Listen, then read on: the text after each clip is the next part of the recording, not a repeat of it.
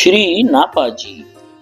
श्री नापाजी बड़े ही संत सेवी भगवत भक्त गृहस्थ थे। आपका जन्म खोसा के निकट एक ग्राम में हुआ था और आप जाति से माली थे। आपके यहाँ सदैव संतों की मंडलियां आती ही रहती थी और कथा कीर्तन एवं सत्संग होता रहता था। आपके पास आसपास के लोगों को इससे बड़ा आश्चर्य होता था कि इनके पास कहां से इतना धन आता है। कुछ ईर्ष्यालु लोगों ने आपकी राजा से शिकायत कर दी कि महाराज, नापाजी के पास बहुत धन है पर वे राजकर मानी टैक्स नहीं देते। अविवेकी राजा ने आपको कारागार में डाल दिया। उधर आपके घर पर एक दिन संतों की एक मंडली आ पहुंची। अब आपकी पत्नी को बड़ी चिंता हुई कि घर में न तो रुपया पैसा है न भोजन सामग्री। संतों का स्वागत सत्कार और उनकी भोजन व्यवस्था कैसे की जाए। आपकी पत्नी ने एक विश्वस्त व्यक्ति के माध्यम से यह सूचना आप तक भिजवाई। आपने उत्तर दिया कि घर में लोटा ताली जो कुछ हो सब बेचकर संत सेवा कर दो। पत्नी ने ऐसा ही किया, पर लोटा थाली बेचने से भला कितने दिन तक संत सेवा और गृहस्थी चल सकती थी। घर में फिर से फाके होने लगे। इसी बीच पत्नी के मायके वाले भी आ गए। अब उस बेचारी के समक्ष एक और धर्म संकट खड़ा हो गया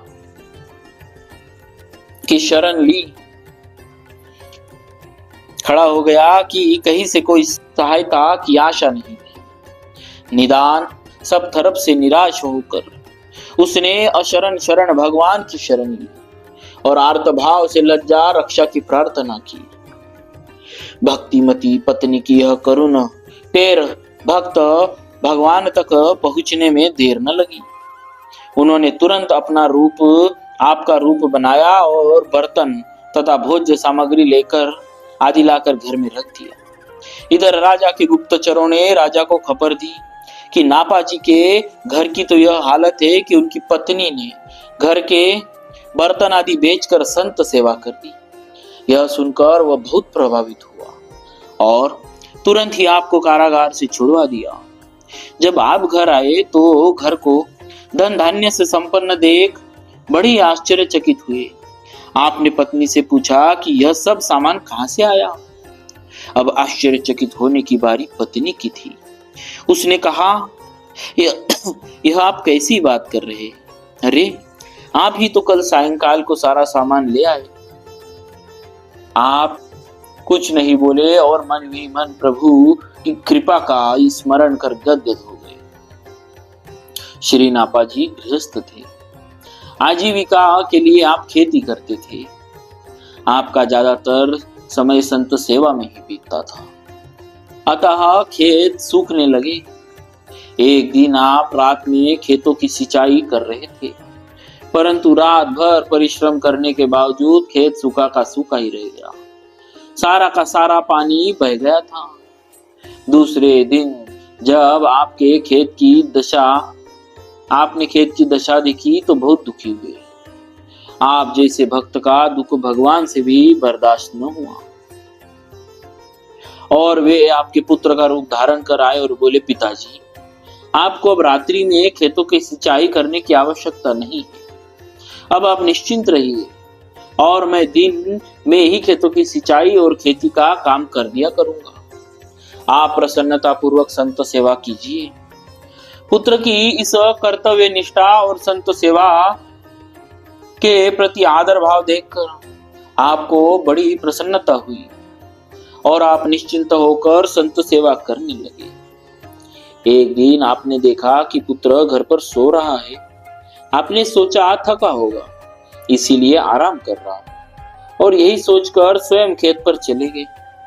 वहां देखा तो पुत्र खेतों की सिंचाई कर रहा है। आपको बड़ा आश्चर्य हुआ।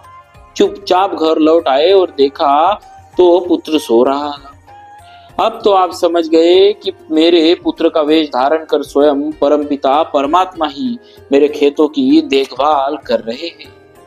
अब तो आप तुरंत ही वापस अपने खेत पर पहुंचे और पुत्र रूपधारी भगवान का हाथ पकड़कर कहने लगे, प्रभु, मैं आपको पहचान गया। आप मेरे पुत्र नहीं, स्वयं श्री भगवान है। पुत्र रूपधारी भगवान ने कहा, अरे पिताजी, ये आप क्या कर रहे हैं? मैं तो आपका पुत्र ही हूँ। परंतु जब आप नहीं माने तो विवश होकर भगवान को प्रकट होना पड़े। आपने कहा, प्रभु, आपको यह सब करने की क्या जरूरत थी?